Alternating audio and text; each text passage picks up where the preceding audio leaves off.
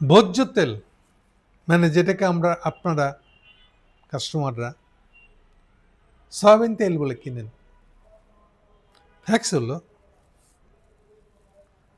বাংলাদেশে সয়াবিন তেল বলে যা খান তা মূলত পাম অয়েল, সয়াবিন না, পাম, PALM। পাম অয়েলটা হয় মালয়েশিয়া, কিন্তু এই তেলটা ভোজ্য এবং যেটাকে বলে যে মানুষের খাদ্য হিসেবে এডেবল অয়েল বলে এটাকে। মানুষের ভোজ্য, এই ভোজ্যের ইংরেজি হলো এডিবল, মানে এটা খেলে মানুষের কোনো অসুবিধা হবে না, মানুষের খাওয়ার যোগ্য করে নেওয়া হয়েছে। এটা কীভাবে? ওই তেলটাকে রিফাইন করা হয়েছে 6 পর্বে, 6 বার রিফাইন করা হয়েছে। প্রত্যেকবার ওই জালির ছিদ্রটা আর একটু ছোটো করে দেওয়া হয়েছে, ফলে সলিড মেটেরিয়ালগুলো বেরোয় আসতে পারে না। সো এই জন্য পাম অয়েল সয়াবিনের চেয়েও পাতলা। বাংলাদেশে আমরা যেগুলো খাই সেগুলো পাম অয়েল আসলে।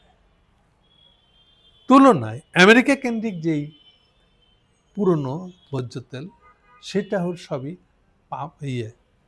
সয়াবিন। ওই সয়াবিনের প্রবলেম হলো আবার এই সয়াবিনটা বানানো হয়েছে GMO, জেনেটিক্যালি মডিফাইড কোনো একটা দিয়ে, বীজ দিয়ে। জেনেটিক্যালি মডিফাইড মানে হলো কি করলে এটা বেশি ফল দেবে, বেশি ফলাফল দিবে। এই যে আপনারা ফার্মের মুরগি যেভাবে খান, কোন জিনটা আরেকটা প্রাণী থেকে ধরে নিয়ে এসে এর ভিতরে ঢুকাই দিলে শরীর দ্রুত মোটা হবে, সেই জিন ঢুকাই দেওয়া মুরগিটার নামই হলো ফার্মের মুরগি। লাভ কি ওদের? ওদের লাভ হলো যে গোস্ত বাড়বে, গোস্ত বাড়লে ওজন বাড়বে, ওজন বাড়লে লাভ বেশি হবে। তাহলে কি দাঁড়ালো? এখন ওই জিন নিয়ে এসে আরেকটা জিন নিয়ে এসে ঢুকাই দেওয়া হয়েছে। জিন এই আমাদের জিন বোতল, থিওলজির জিন না, এটা সায়েন্সের বায়োলজির জিন যেটা, সেটা ওর ভিতরে ঢুকে দেওয়া হচ্ছে। এখন এই জিন খেলে মানুষের ক্ষতি হবে কি না এটা নিয়ে কোথাও গবেষণা নেই। তাহলে এবার বুঝছেন আপনি যা খাইতেছেন এই জন্য এটা খেলে এখন কি ক্যান্সার হার বাড়ে পিছনে কি এটা কারণ? অমুক অমুক রোগ হওয়ার পিছনে কি এটা কারণ? আমরা কেউ জানি না। সো GM, জেনেটিক্যালি মডিফাইড জিনিসটা এই জন্য ক্ষতিকারক, কিন্তু এইটা যথেচ্ছাচারে আমেরিকানরা কৃষিতে ব্যবহার করে চলছে। যে কথা বলতেছিলাম সয়াবিনের কথা, সয়াবিনে জেনেটিক্যালি মডিফাইড জিনিস করে, এবং এটা আমেরিকানদের অনেক পুরনো প্রজেক্ট। শুনতে অনেক ভালো লাগবে। যেমন ধরেন যে কৃষি ইউনিভার্সিটি ময়মনসিংহের, এটা কবে শুরু হয়েছিল? এটা পুরো টাকাটা দিয়েছিল আমেরিকানরা, এবং পুরো কন্ট্রোলটা ছিল আমেরিকানদের। কেন? এই জেনেটিক্যালি মডিফাইড জিনিস ঢুকাবে বাংলাদেশে। ফাইনালি তারা আমাদেরকে মুরগি খাওয়াইতে পারছিল, জেনেটিক্যালি মডিফাইড মুরগি, ফার্মের মুরগি। কবে থেকে?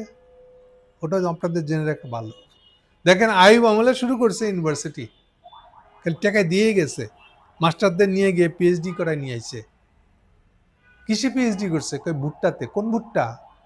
এই যেটা এখন আপনি গ্রাম দেশে পান, এমন কটকটে লাল ধরনের ভুট্টা, যেটা দেখলেও মাঠে উঠানে পড়ে থাকলেও বাসার কেউ একটা উঠায় দাঁতে কেটে দেখে না যে এটা ভালো না মন্দ, কারণ দেখলেই মানুষ বুঝে যে ওইটা খাওয়ার যোগ্য না। এইটা আমার যে মিঠা ভুট্টা ওইটা না, এটা এই ভুট্টা হলো মুরগির খাবার, এই ভুট্টা হলো ফিড বলে যা কিছু তৈরি হচ্ছে এটার উপাদানটা হলো এই ভুট্টা।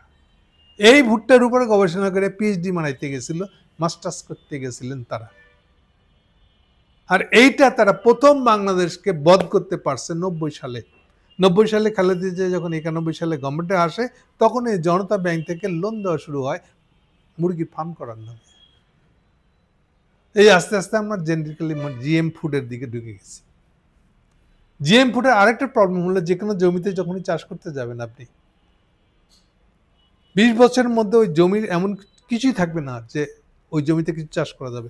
সব কিছু মানে বাইরে থেকে সার কীটনাশক দিয়ে আপনি করতে থাকবেন, একটা পর্যায়ে দেখবেন সার আর কীটনাশক দিলেও ফসল হয় না। এরপরে জমিটা পরিত্যক্ত ফেলে রাখতে হবে আপনাকে। কতদিন যত ন্যাচারালি পুরান যা ক্ষয়ক্ষতি করছেন উপরটা মাটি ফালাই দিলেও শেষ হবে না এটা। সো এইভাবে হোল ওয়েস্টের পশ্চিমা দেশের জায়গা জমিগুলো এরকম, কৃষি এরকম হয়ে গেছে, কিন্তু তবু এর বাইরে বেরোনোর তাদের রাস্তা নাই। সেই জন্য মালয়েশিয়ার তুলনায় মালয়েশিয়াকে মার খেয়ে গেছে তারা তাদের এই ভোজ্য তেল বিক্রি করার ক্ষেত্রে। ইতিমধ্যে মালয়েশিয়ানরা ইনভেস্ট করছে কি করে পাম অয়েলকে মোর রিফাইন্ড অয়েল হিসেবে পাঠানো যায়, ফলে আমাদের এখানে পাম অয়েল বেশি চলে। এই ব্যাকগ্রাউন্ডটা আপনাদেরকে বলে নিলাম, এতক্ষণ চললো ব্যাকগ্রাউন্ড। এরপর এবার আসেন হাসিনার আমল। এই তেল কোম্পানিগুলো যারা আছে, তেল যারা পাম্পটা নিয়ে আসে বাংলাদেশে এসে এটা চিপে তেল বের করে রিফাইন করে বাজার বিক্রি করে যারা, এরা হলো তথাকথিত ভোজ্য তেল কোম্পানি। এদের বিক্রি যে পদ্ধতি হোলটা হলো, সমগ্রটা জিনিসটাই হলো একটা সিন্ডিকেটেড জিনিস। দাম কত হবে তারা ট্রেক করবে, এবং এইভাবে হাসিনার আমল থেকে এখনো চলে আসছে, এই সরকারের আমলেও এটা চলছে। কেন? এটা হচ্ছে আসল রহস্যের জায়গা। এবারে তেলের দামে, ভোজ্য তেলের দামের মধ্যে সয়াবিন যদি হয় তার বেলায় দাম কম বেড়েছে, পাম অয়েল যদি হয় তারপর তার দাম বেশি বেড়েছে। মানে হলো এর ইম্প্যাক্টটা গিয়ে পড়বে স্বভাবতই ক্রেতারা যেটা সস্তা পাবে ওটাই তো কিনতে চাইবে, ফলে সয়াবিনের উপরে খাতিরদারি হচ্ছে একটা। কেন? কারণ আপনারা জানেন যে ট্রাম্পকে খুশি করতে এখন আমরা সয়াবিন আমদানির জন্য ওপেন করে দিচ্ছি। গম বাহিয়ে একটা জাহাজ আসছে, নিশ্চয়ই শুনছেন আপনারা, আমেরিকা থেকে গমের দাম বেশি হলে ওইটাই কিনতে হবে খাতির। আমেরিকা থেকে গার্মেন্টস পাঠাতে গেলে আমাদের এটা করতে হবে। অন্য যেসব অপশন ছিল বাইরে অন্য কিছুতে যাওয়ার, অন্য বিকল্প যেখানে যাওয়ার, সেগুলো কিছু চেষ্টা করা হয়নি। আমি বারে বারে বলেছি যে আপনারা চীনের সাথে কথা বললে চীনের গার্মেন্টসও এখন অপশ্রিয়মান, তারা বাজার পাচ্ছে না, কারণ তাদেরও মজুরি বেড়ে গেছে, মিনিমাম ওয়েজটা বেড়ে গেছে চায়নাদের। ফলে ওদের ওখানে সম্পর্ক করলে, যোগাযোগ করলে তাদের গার্মেন্টসের পোর্শনটা আমাদের জন্য ছেড়ে দিতে পারতো। এটা দিয়ে আমাদের গার্মেন্টসকে টিকিয়ে রাখা যেত, সুন্দর করে আর বিস্তারও ঘটানো যেতে পারতো। ফলে ইজিলি আমরা আমেরিকানদের ট্রাম্পের এই ফাঁদে পা দেওয়া, এই যে প্রায় 37% ট্যাক্স দিয়ে আমাকে আমেরিকায় পাঠাতে হচ্ছে, প্লাস এই যে দেখেন সয়াবিনের ঝাঁঝটা এখন এসে আপনার রান্নাঘরে পর্যন্ত অ্যাটাক করতেছে আমাদের, এই ঝামেলাগুলো আমাদেরকে পোহাইতে হতো না। কিন্তু আমরা আবার খুব আমেরিকান প্রিয় হলো ইউনুস স্বার্থ, আমেরিকান খাতির করতে হবে, আমেরিকান স্বার্থ দেখতে হবে, এটাই তো ওনার কাজ বাংলাদেশের থেকে। আপনারা যেটা দেখেন, যেটা শুরু হলো আসলে এই ইউনুস সরকারের আমলে বোধহয় 6 থেকে 8 বার অন্তত যখন খুশি তখন তারা দাম বাড়িয়েছে। আর এই বাণিজ্য মন্ত্রী স্পেসিফিক্যালি এই বাণিজ্য মন্ত্রী বারবার ঘোত করছে, আর বারবার উনি রাজি হয়েছেন। ওরা যার দাম বাড়াতে চায় ওই দাম বাড়ানোটা মেনে নিতে। এটা বোধহয় 8ম বার হলো, সম্ভবত 6 থেকে 8 বার হবে। এইটাই মূলত করা হয়েছে। আবার সামনে ঈদ আসতেছে, মানে রমজান আসতেছে ফেব্রুয়ারি শেষে, ওখানে বাজারটা ধরবে এই বাড়তি দাম দিয়ে। এর আগে যখন দাম বাড়াই দিল কোনো আলোচনা না করে, খুব হোমতমি দিল আমাদের মন্ত্রী, বাণিজ্য মন্ত্রী। তারপরে আজকে উনি জানালেন উনি ওটাই মেনে নিয়েছে। ওকে, তাহলে কেন ইউনুস সাহেবের সাথে এই বাণিজ্য মন্ত্রীর সম্পর্কটা কেন? আর এই বাণিজ্য মন্ত্রী আসলো কোত্থেকে? ওদিকে ইন্ডিয়ার একটা আমাদেরকে ধমকানি আছে, হ্যাঁ আপনারা বাংলাদেশের ম্যাপ দেখাইতেছেন 7 সিস্টারকে সাথে নিয়ে, এগুলো একটা অভিযোগ আছে। এর সাথে বাড়ি এক সম্পর্ক হলো ইউনুস সাহেবের কাজই হচ্ছে চমক দেখানো। আমি বহুবার বলছি, শুরুর দিকে তো আরো বেশি করে বলতাম, চমক দেখানোর জন্য বিরাট কিছু করতেছেন। বিদেশি কেউ আসলে উনি গ্রাফিতি গ্রাফিতি গ্রাফিতি গ্রাফিতি মানে হলো দেওয়ালে ছবি এঁকে রাজনৈতিক সমালোচনার লেখা, স্যাটার লেখা, ঠাট্টা করে লেখা, এগুলো বলা হয় গ্রাফিতি। তো উনি বিদেশিদেরকে গ্রাফিতি দেখাইতে হবে। গ্রাফিতির বই, এগুলো গ্রাফিতিগুলো যত জায়গায় লেখা হয়েছে, ছাপানো হয়েছে, এগুলো কালেকশন করে সেগুলোর আবার একটা বই বের করা হয়েছে। এইগুলো আবার বিদেশি বড় মেহমানদার আসলে তাদেরকে উপহার দিতে হবে। সবই বুঝলাম, বালা, খুব বালা, দেশের বিপ্লবের প্রশংসা হইতেছে, খারাপ কেন হবে? গাপলা হলো ওইগুলো যে ছাপা হবে এই পয়সা কে দিবে? কালেক্ট করে আনবা, প্রসেসিং করবে, এগুলো কে পয়সা দিবে? এইখান থেকে শুরু হয়েছে সয়াবিন তেল, ভোজ্য তেল। এই চাঁদাটা দেওয়ার ব্যবস্থা করেছিলেন আমাদের এই বাণিজ্য মন্ত্রী। উনি হলেন সেই চাঁদাদাতা, কালেকশন দাতা, এটা হতে পারে। এবং সেইটার কারণে উনাকে নিয়ে এসে মন্ত্রী বানাতে হবে। এখন উনি এখন কি হয়েছে, সয়াবিন তেল থেকে শুরু করে যে কোনো কিছুর দাম বাড়ায়। বাংলাদেশে একটা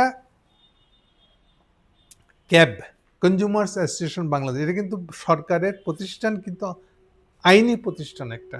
পাবলিকের ইন্টারেস্ট দেখাটা তার দায়িত্ব, যে কোনো জিনিসের দাম বেড়ে ইচ্ছে মতন দাঁড়াতে পারে না। ক্যাবের কাজ হলো দাম বাড়লে কাস্টমারের, ভোক্তাদের দিক থেকে, ভোক্তাদের স্বার্থের দিকটা দেখে কথা বলা। কিসের কি এটা এখন চালু হয়েছে, এরকম হয়েছে কাফিতি খান। এখন প্রত্যেকের রান্নার কড়াইয়ের মধ্যে যে তেলটা রালেন ওটা হলো গ্রাফিতির তেল, বাকিটা বুঝছেন না কি হয়েছে। সো এইটা হলো যে শেষ পর্যন্ত আমরা এখন গাফিতি খাইতেছি। সেই সাথে আবার সংস্কৃতি মন্ত্রী, উনি যেখানে যেখানে যা কিছু করতে চান, অনুষ্ঠান করতে চান, টেকা লাগে।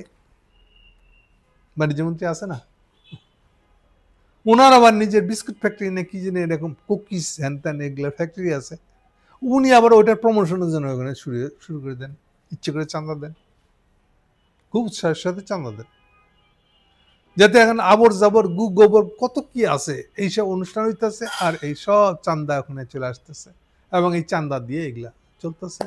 ঠিক যেরকম ভাবে ভোজ্য তেল খাইতেছেন এখন, আগামী ঈদেও আপনারা এরকম, রমজানে ঈদে আপনারা এই ভোজ্য তেল খাইতে থাকবেন।